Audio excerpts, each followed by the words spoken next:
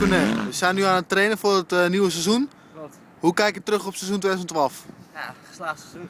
Ja? Wat zijn je hoogtepunten? Utrecht gewonnen, Ja? MX2 senior gewonnen en Gouda derde geworden. Kijk, dat is een mooie punt om op terug te kijken. En wat zijn je verwachtingen voor volgend seizoen, 2013? Sowieso Utrecht weer winnen, Ja? dat is het belangrijkste denk ik voor mijzelf. En ja, laten we hopen top 10 bij de cup denk ik, ongeveer. Nou, laten we ervoor gaan.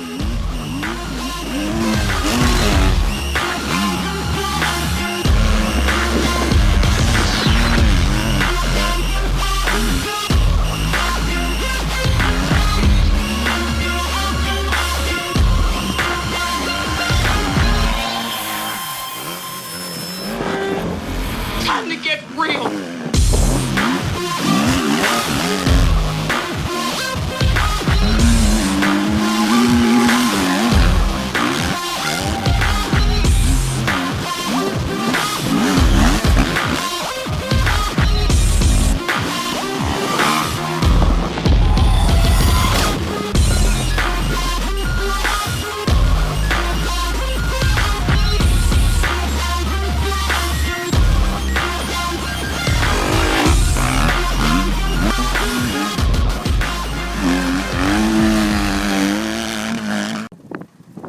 Zo Corné, we hebben nu gereden.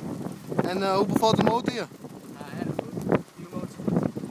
Klaar voor volgend seizoen dus. Sowieso, open. Nog aanpassingen verrichten of niet? Ik denk misschien een klein beetje aan de tering wat veranderen, maar voor de rest is het allemaal goed. Oké.